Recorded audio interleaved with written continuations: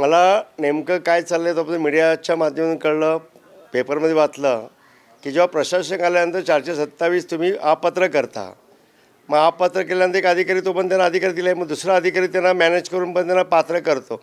कसं शक्य आहे?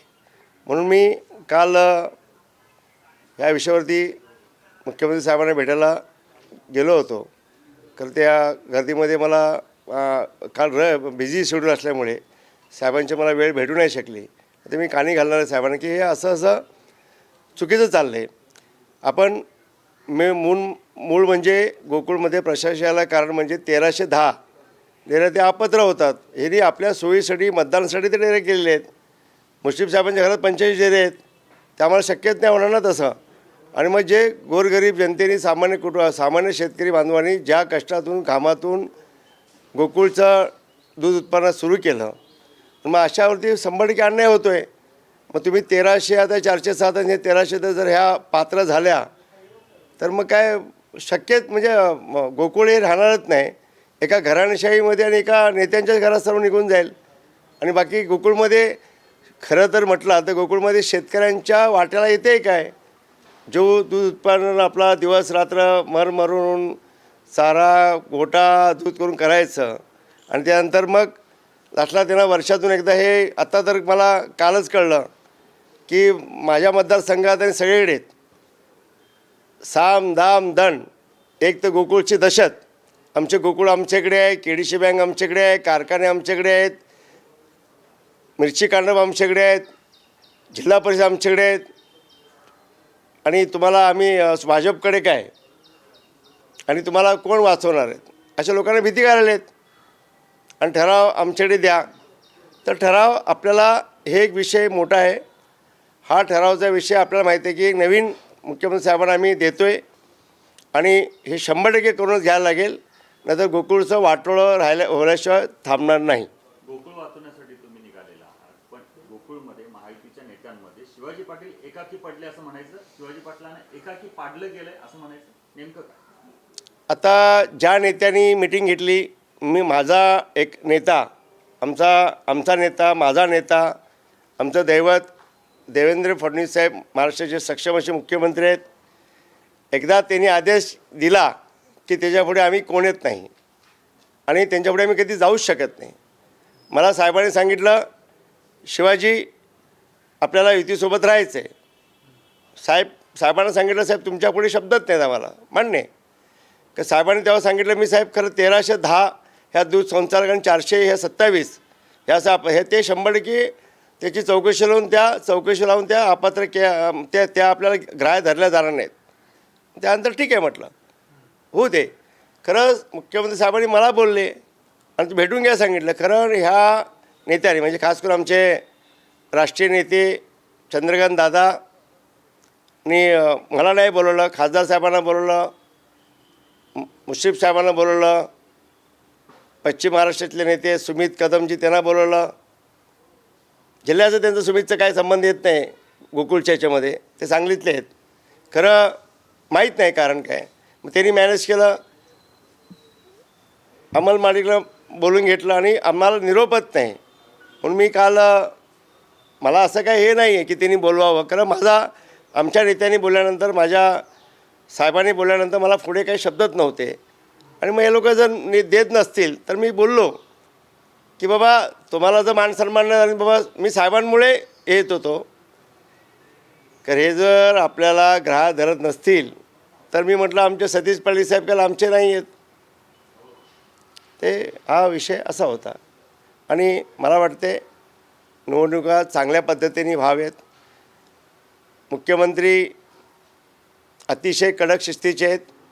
ते मी असू किंवा मुश्रीफ साहेब असू कोणी असू, चुकीला माफी नाही आहे मला माहिती आहे. म्हणून आम्ही प्रामाणिकपणे हे काम करतो आहे आणि प्रत्येक दूध डेअरी शेतकऱ्यांच्या मुलांसाठी करतो आहे. आता संचालक बघा ना, 30 वर्षाचा संचालक बघा, कुठला आमचा शेतकऱ्यांचा मुलगा संचालक झाला बघितलं आहे का? आता ते त्यांची ताकद आहे, सोडून द्या. आपले तिथपर्यंत आमचा गोरगरीब शेतकरी तिथं पोचूच शकत नाही.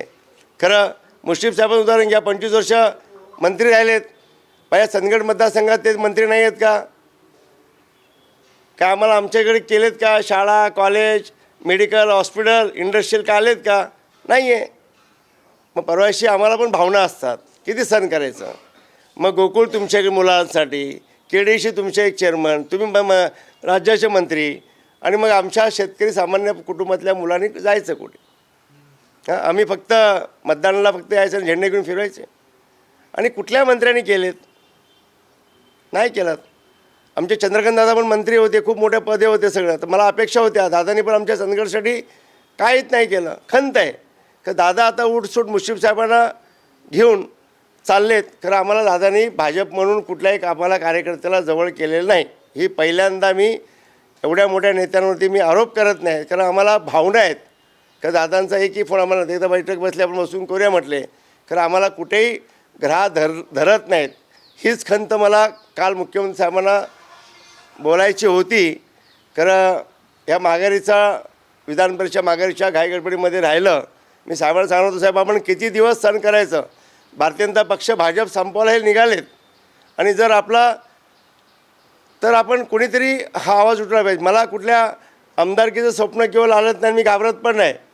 आमची जनता आम्ही चांगलं काम करू, आमच्या पाठीशी तर आम्ही नक्कीच निवडून देतील. खरं असा लाचार होऊन आणि कधी माझा तो स्वभाव नाही आहे, आणि माझ्या नेत्याने मला शिकवलंच नाही, म्हणून प्रामाणिकपणे आपण करतो आहे. आजपर्यंत मीडियाने चांगलं आपल्याला मार्गदर्शन केलं, पाठीचे राहिलेत. आणि आज मी सांगतो की हा छत्रपतींचा महाराष्ट्र आहे, धर्मेश शंभूराजांचा महाराष्ट्र आहे. चांगले निर्णय होतील. आणि ही जागा पहिल्यांदा मी सांगतो की मला खूप आम्हाला खंत वाटते की अजून आमचे बरेच विषय आहेत. खरं हा विषय असा झाला की साहेब बोलल्यानंतर विषय संपला होता, खरं आम्हाला कोणी निमंत्रण नाही केल्यामुळे ती थोडंसं वाटते. म्हणून म्हटलं की आमच्यासाठी पुन्हा एकदा सांगतो की सतेज पाटील आमचे नाही आहेत, आणि आम्ही आमचा जिथं आम्हाला सक्षम असा चंदगड गडहिंग्लज आजऱ्याला संचालक द्यायलाच लागेल, आणि गोकुळला चेअरमन आम्ही सोडणार नाही. खरं तर ही खतखत ही जर तुमची बाहेर काढलेला आहे खतखत, तर याच खतखतीमधून तुम्ही म्हटला का की सतेज पाटील आमच्या जवळचे आहेत किंवा ते लांबचे आहेत आम्हाला? काय नेमकं लास्टला काय गोकुळमध्ये भाजप आणि राजकारण काय करायचं? मी अपक्ष आमदार होतो, निवडून आल्यानंतर भाजप आहे. भाजप आमच्या रक्तात आहे. तर भाजप वाटणार कधी? गोकुळमध्ये वर्षानुवर्ष सत्ता त्यांची आहे, मुश्रीफ साहेबांची, काँग्रेसची आहेत. आज सेना पण आमच्याकडे स्ट्रॉंग आहे चांगली. तर भाजप कुठे आहे? आज भाजप म्हटलं तर जिल्ह्यामध्ये माडिक परिवार खूप सक्षम आहेत. एक अमल माडिक साहेब आहेत आमदार, आणि दुसरे आमदार आवाडे साहेब आहेत, आणि आम्हाला मरेपर्यंत भाजप आहे आम्ही. मग पक्ष वाढणार कधी? ही खंत अशी आहे की ह्या गोकुळ आहे, यानंतर KDC आहे, म्हणून थांबणार नाही, आणि मी कुणाच्या दबावाला बळी पडणार नाहीत. हां, माझा नेता साहेब मला सांगतील बाबा चुकीचं, मी एवढंच सांगू शकतो की मी चुकीचं काही करणार नाही, आणि प्रामाणिकपणे शेतकऱ्यांच्या कुटुंबासाठी आणि कार्यकर्त्यासाठी. भाजपचा प्रत्येक कार्यकर्ता कोण बोलायला तयार नाही. खरी खंत काय? आज नेते मंडळी आम्हाला कोण समजूनच घेत नाहीत. आम्हाला पुढे कसं जायचं समजतच नाहीत. प्रत्येकजण आपला आपला स्वार्थ आणि आपला पद. एका घरात किती पद द्यायचा हा पण प्रश्न आहे. या गोष्टी खूप हे करून बोलतो आहे. मला याच्यासाठी आणि एक सांगतो, प्रत्येकाला वाटते की माझ्या मागे देवेंद्र फडणवीस साहेब आहेत आणि ते सांगत असतील. हा काही लोकांच्या बरेच लोक म्हणत आहेत. माझ्या पाठीमागे एक सक्षम असे साहेब आहेत. खरं गोकुळमध्ये महालक्ष्मी अंबाबाईची शपथ सांगतो, याच्यामध्ये मुख्यमंत्री साहेबांचा काही उल्लेख नव्हता. तुम्ही 1310 संस्था जर तुम्ही ह्या लादल्या नसत्या आम्हाला मतदानासाठी, मुश्रीफ साहेबांच्या 45 डेऱ्या, त्यांच्या घरात कोण दूध काढते का, गोठा आहे का, संस्थेत त्याच्यात बसतात का, आणि कॅटरिंगमध्ये बसतात का, नाही बसत. मला असला अन्याय तर किती सहन करायचा. आणि मी मग आवाज उठवला, आणि चांगलं काम होतं आणि होतं म्हणून प्रशासन काय लागलं, काय चुका होत्या म्हणून लागलं ना. तर आता काय, जे प्रशासन बसलं आहे तिथं आता आमच्या आदरणीय दादा सकाळ दुपार संध्याकाळ फोन करतात, त्यांना प्रेशर करतात. मला ते गोकुळचा जो आता आमचा सुधीर आले ते बोलले, भाऊ काय करू, मी तुमचं ऐकू, मुश्रीफ साहेबांचं ऐकू की चंद्रकांत दादांचं ऐकू? मी त्याला म्हटलं प्रामाणिक काम कर. ज्या संस्था आपल्या बसलेल्या आहेत, ज्या बसतात त्या आमच्या असो कोणाच्या असो, 427 म्हणजे माझ्या 50 कमी झाल्या. कारण मला आबिडकर साहेब बोलले माझ्या पण 50 कमी झाल्या. खरं जर गोकुळ टिकायचं असेल, पुढे वाढायचं असेल तर चांगल्या पद्धतीने हा फार पूर्वी वर्षात मी तेव्हा नव्हतो, कारण जेणे कुणी कष्टातले महाराष्ट्राची शान म्हणजे गोकुळ आहे, जिल्ह्याची शान म्हणजे गोकुळ आहे आणि सर्व शेतकरी कुटुंब आम्ही त्या अवलंबून असतो. म्हणून मला प्रामाणिकपणे गोकुळसाठी काम करायचं आहे. मी आणि ह्याच्यामध्ये मी बोललो की मुख्यमंत्री साहेबांनी बोललं, मी बोललो की देवाभाऊनी बोलायला लावला, हा गैरसमज दूर करा. मी आमदार झाले, जनतेतून निवडून आले, मला तेवढं ज्ञान आहे आणि जेव्हा मी प्रामाणिक काम करत असेल साहेब माझ्या पाठी सक्षम असतील आणि मी जर चुकीचं वागत असेल की चुकीचं करत असेल मला साहेब एका वेळेस थांबू शकतात, त्यांना पूर्ण अधिकार आहेत. माझा पूर्ण अधिकार देवेंद्र फडणवीस साहेबांच्या पुढे मी काय आमची काय ते जे ते बोलतील ते अंतिम शब्द. शिवाजी पाटील देवाभाऊंच्या जवळ आहेत म्हणून शिवाजी पाटलांना वेगळ्या पद्धतीनं टार्गेट केलं जाते भाजपमधून देखील. टार्गेट पिरियड करण्यासारखा मी घाबरणारा एवढा कार्यकर्ता नाही.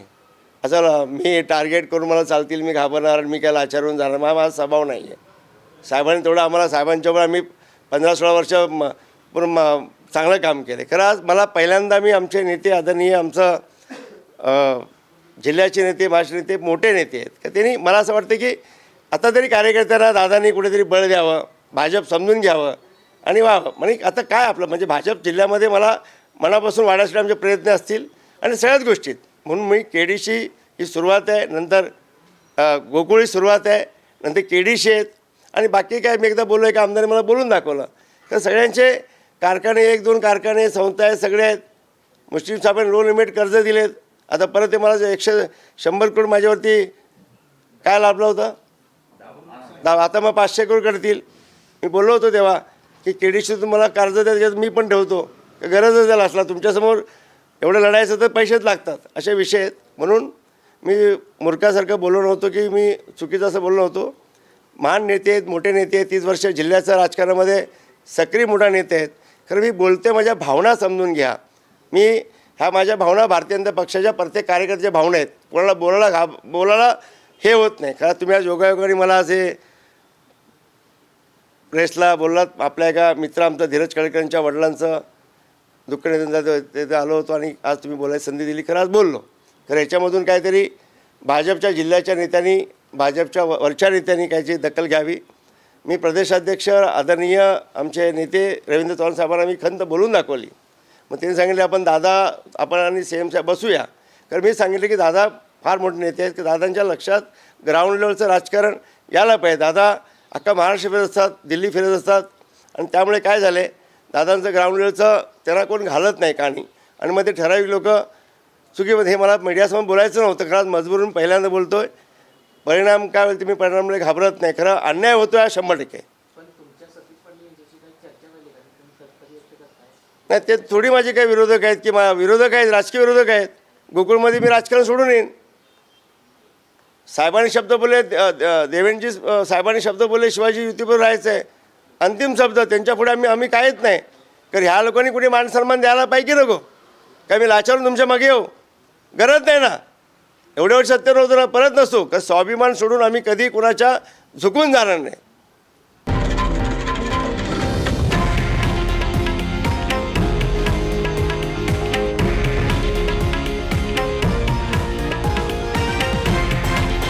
हे आहे देशातील नंबर 1 न्यूज नेटवर्क आणि आपण पाहत आहात TV9 मराठी, एकमेव.